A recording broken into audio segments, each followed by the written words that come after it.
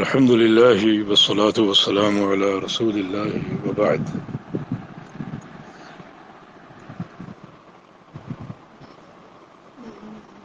یہ خاتون کا مسئلہ ہم نے سنا.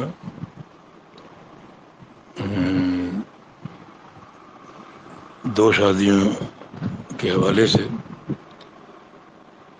یعنی ان کی بھابھی کے شوہر نے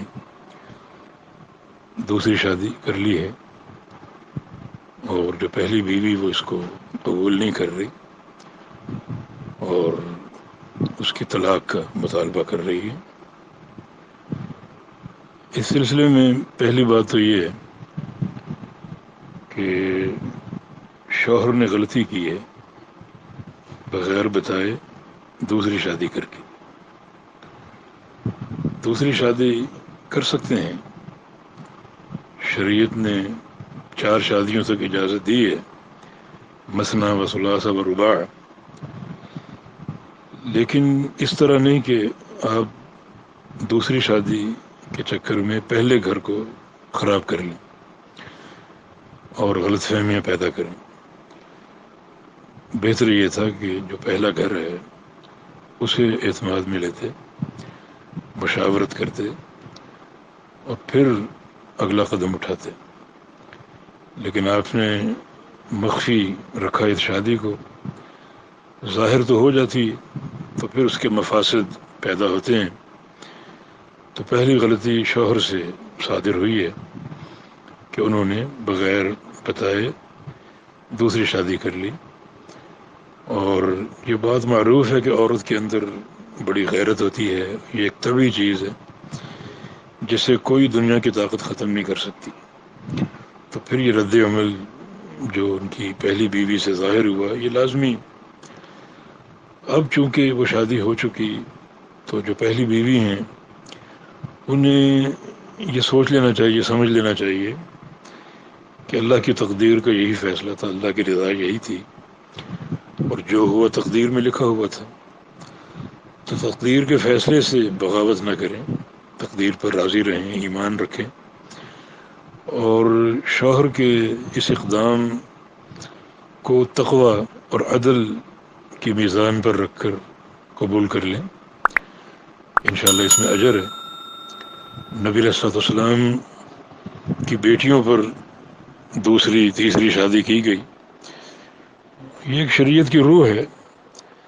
تو اگر یہ کام ہو چکا تو پہلی خاتون کو چاہیے کہ وہ اس کو صبر اور رضا سے قبول کر لے.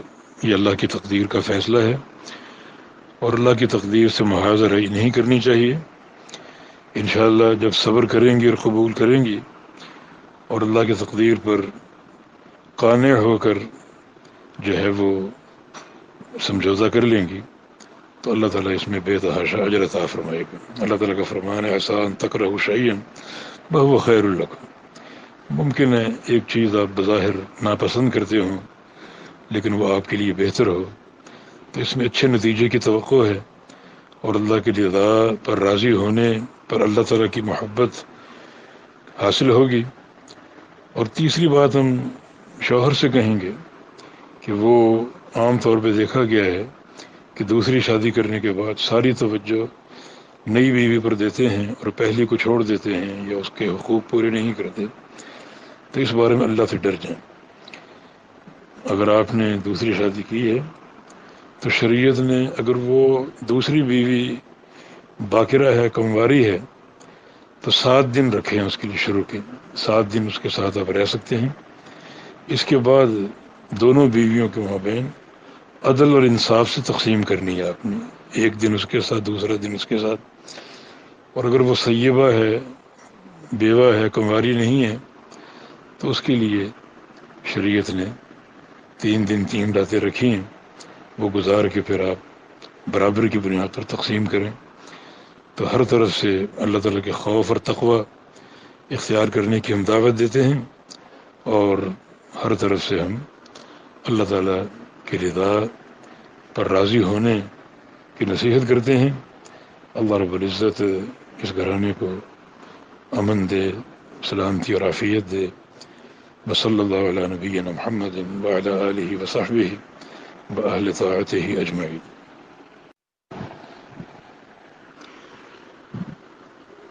پہلی بیوی کا طلاق کا مطالبہ کرنا اس لحاظ سے بھی غلط ہے کہ نبی علیہ الصلوۃ والسلام نے اس کی بڑی وعید بیان کی ہے کہ جو عورت اپنے شوہر سے طلاق کا مطالبہ کرے وہ جنت کی خوشبو نہیں پائے گی، چاہے وہ طلاق اپنے لیے کرے یا دوسرے کے لیے کرے، جنت کی خوشبو نہیں پائے گی۔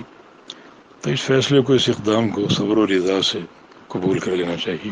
واللہ تعالی اعلم۔